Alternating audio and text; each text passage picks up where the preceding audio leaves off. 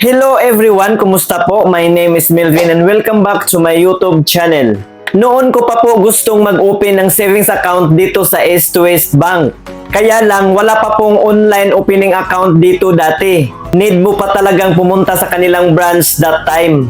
And now this time ay pwede na po tayong mag-open ng savings account online na gamit lamang ang ating mga cellphone. Kaya ngayon guys ay ipapakita ko po sa inyo ang aking pag-open ng savings account dito sa East-West Bank online. At ituturo ko na rin po sa inyo kung ano po yung mga hakbang sa pag-open dito. Isang valid ID lang po ang kailangan guys at hindi na natin kailangan pang pumunta sa branch nila. Kaya sundan nyo lang po ang video ito guys ha. Disclaimer lang po. Hindi po ako expert sa mga bank account online opening application guys ha. Kaya kung may mga system error na po sa inyong application, makikipag-ugnay na lang po kayo sa mga customer service ng East-West Bank. So let's go! Bago po ang lahat, kung bago ka pa lang po sa aking YouTube channel at sa mga di pa nakasubscribe, pakiclick mo na yung subscribe button na nasa baba at pakihit yung notification bell para ma-notify po kayo sa tuwing may bago na naman akong mga tutorial video na i-upload sa aking channel. Maraming salamat po! So ayan po guys, dahil wala pa po akong app sa East-West Bank, ay dadaan muna tayo sa Play Store para i-install ang app nito. I-search lang natin sa search bar ang East-West Bank. So ito po yun guys, pindutin lang natin ito. East-West Easy Way. So ngayon, i-click na natin itong install.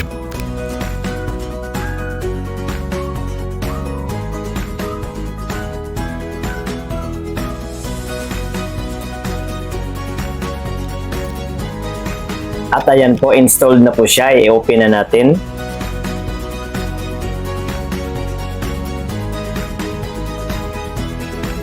East-West, welcome to Easy Way. Kung baguhan pa lang tayo sa East-West guys, ang piliin po natin dito ay itong apply for a product. So pindutin lang natin ito. Great! Which of these are you interested in? So may tatlong product po tayong pagpipilian dito guys. Itong piso or foreign currency savings, credit card, at itong personal loan. At dahil mag-open po tayo ng savings account, itong piso or foreign currency savings ang pipindutin natin.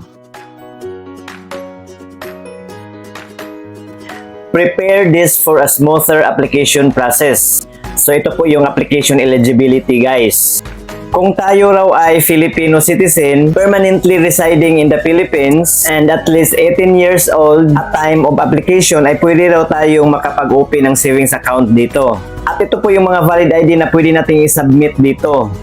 Passport, driver's license, UMID, SSS ID, PRC ID, or National ID. At kapag wala raw tayo dyan sa mga nabanggit na ID, ay pwede pa rin daw tayong mag-open ng savings account doon po sa kanilang branch. So ngayon, i-click na natin itong Get Started. At ito po ang kanilang terms and consents. Easy banking is right at your fingertips. So ang una po natin gawin ay i-click muna natin itong may maliit na box, itong una. Ito po ang kanilang consent clause. So pwede nating basahin yan, i-scroll down lang natin hanggang mag-clickable itong accept, and then i-click natin itong accept. Next ay itong pangalawang box, ang kanilang terms and conditions. So basahin lang ninyo yan kung gusto ninyong basahin. Scroll down lang natin hanggang mag-clickable itong accept. And then i-click po natin yan. At itong pangatlong box, ang kanilang privacy statement. So scroll down pa rin natin hanggang mag-clickable itong accept, and then pindutin natin yan. Then click itong continue.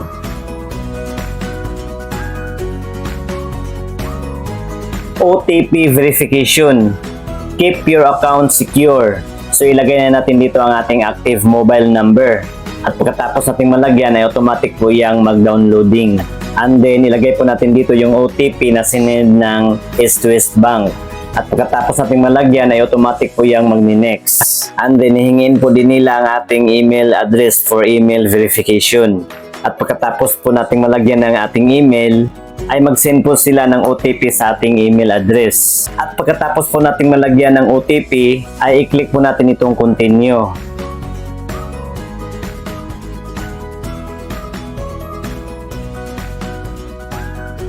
Select the product of your choice. So may another product na po tayong pagpipilian guys. Kapag itong regular savings ang pipiliin natin, ay may Visa debit card na daw po ito. May minimum initial deposit na 5,000 pesos at kailangang ma-maintain natin ang balance na 5,000 pesos. At kailangang umabot ng 10,000 pesos bago magka-earn ng interest ang ating savings. At ang interest daw dito guys ay 0.125% per annum. At kapag itong passbook savings naman ang pipiliin natin, ang minimum initial deposit raw nito ay 10,000 pesos. Maintaining balance na 10,000 pesos. Balance na magka-earn ng interest ay 10,000 pesos. At ang interest rate ay 0.125% pa rin ang per annum. At kapag ang pipiliin natin ay itong passbook savings with ATM, so passbook savings ito guys na merong Visa debit card. Ang minimum initial deposit nito ay 10,000 pesos. Maintaining balance ay 10,000 pesos pa rin. At ang balance para magka-earn ng interest ay 25,000 pesos. At ang interest rate ay 0.125% per annum pa rin. At kapag itong piso super saver naman ang pipiliin natin, earn more as you save more. Plus bonus interest when you have zero withdrawals. Okay sana ito guys. Kaya lang napakalaki ang minimum initial deposit at minimum maintaining balance. 500,000 pesos. Balance to earn interest 500,000 pesos. At ang interest rate ay 0.200% per annum for 500,000 pesos to 1 million ADB or average daily balance. 0.400% naman for 1 million and up ADB. 3.100% naman kapag no withdrawals during the month. So bagay ito sa mga milyonaryo guys. So dito po tayo sa affordable na savings account. So ang pipiliin ko po dito guys ay itong regular savings muna. So ito po ang pipindutin natin. And then i-click po natin itong continue.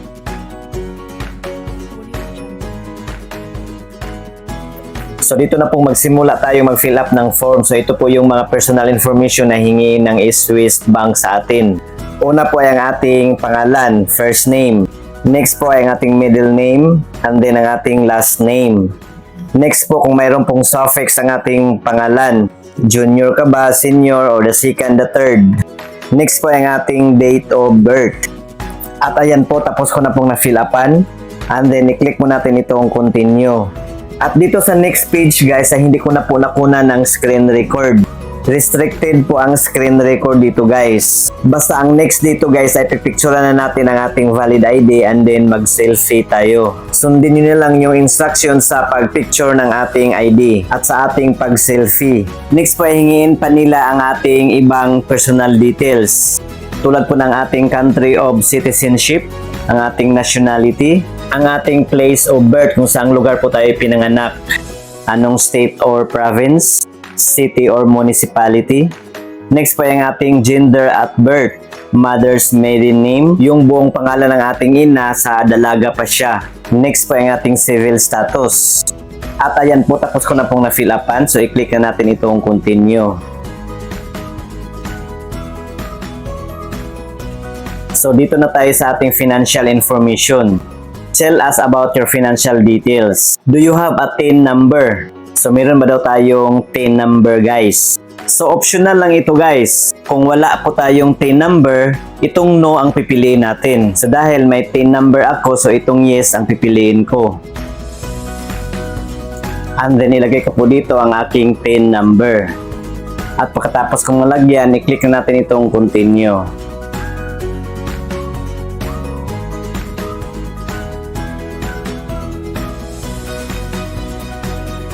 So dito na po tayo sa employment details. Tell us what you do for a living. So mamimili po tayo kung anong type of employment tayo. So ang pinili ko po dito ay itong wage and salary worker private. Next po ay kung anong nature of business or employment. So may mga pagpipilian din tayo dito guys. At ang pipiliin ko dito ay itong other service activities. Next po ay ang ating occupation. Dahil wala dito sa selection ng aking trabaho, itong others ang pinili ko. Next po ay ang ating job title. Kung anong posisyon natin sa ating trabaho. Ang pipiliin ko po dito ay itong junior officer. Next po ay ang ating estimated monthly funds. Magkano raw ang ating estimated na kinikita buwan-buwan. So ang ilagay ko po dito ay 24,000 pesos. Next po yung ating source of wealth. Saan daw galing ang ating pinagkikitaan? So may mga pagpipilian po tayo dito guys. So ang pipiliin ko po dito ay itong salary or benefits. Next po ay hingiin din po nila ang pangalan ng ating pinagtatrabahuan. Next po, kailan daw nag-start ang business o kailan daw tayo nagsimulang nagtrabaho.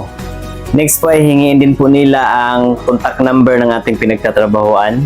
Next po ay ang email address ng ating pinagtatrabahuan. At ayan po, natapos ko lang na fill upan, i-click na natin itong continue. Next po ay hingiin din po nila ang ating business address. Kung anong country, kung anong unit or house number or building, street or subdivision, kung anong state or province, and then ang zip code. At ayan po, na-fill upan ko na lahat. So i-click ko na itong continue.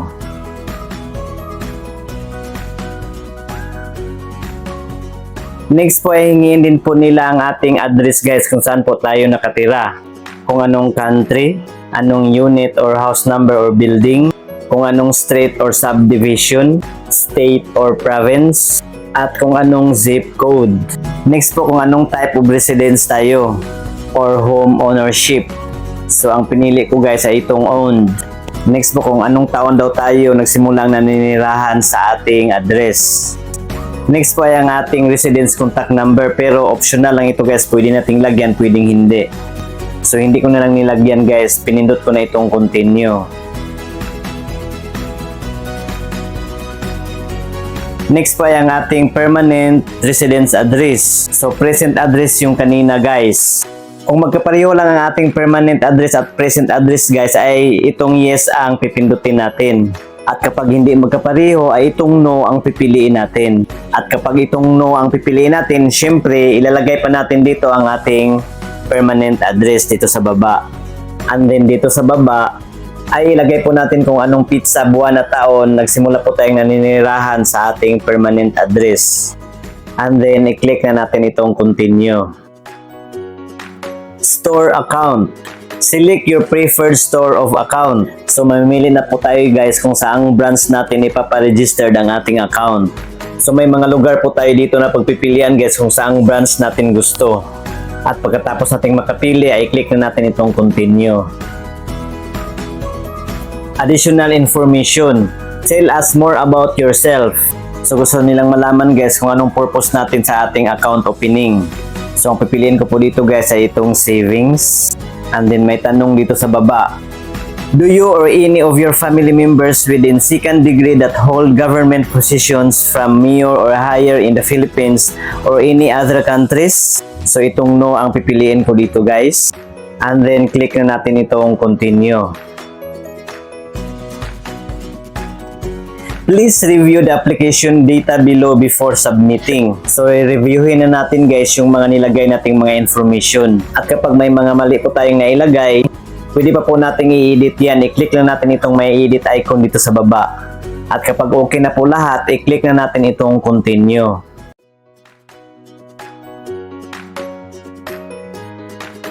Easy way registration. So gumawa na po tayo ng username guys. Magagamit natin ito sa tuwing mag-login po tayo sa ating East to West account. So ito po ang halimbawa sa paggawa ng username. Juan123. At kapag nakagawa na po tayo, i-click na natin itong continue. Next po ay gagawa na rin tayo ng password. At kailangan sa paggawa ng password ay a minimum of 8 characters. At least one uppercase character, at least one lowercase character, at least one number, and at least one special character. So ito po yung halimbawa sa paggawa ng password guys. At pagkatapos nating malagyan ng password ay i-retype natin dito sa baba. At pagkatapos niyan, i-click na natin itong continue. Application being processed. Your regular savings application is currently being processed. You can expect updates via SMS or email within 1 or 2 business days. At sana may natutunan po kayo guys. I-update ko na lang po kayo kung ano po ang result sa aking application. At At i-update ko na rin po kayo kung ano po yung mga hakbang pagkatapos ma-approve ang ating application. So yun lamang po guys, paki-like nyo lang po sa video ito kung nagustuhan nyo at paki-share na rin sa iba para may idea din po sila. At para sa iba pa pong mga katanungan, pakisulat lang po inyong mga tanong dyan po sa comment section sa baba. So yun lamang po guys, maraming salamat sa panonood. God bless us all. See you again sa next kong mga tutorial video. Goodbye!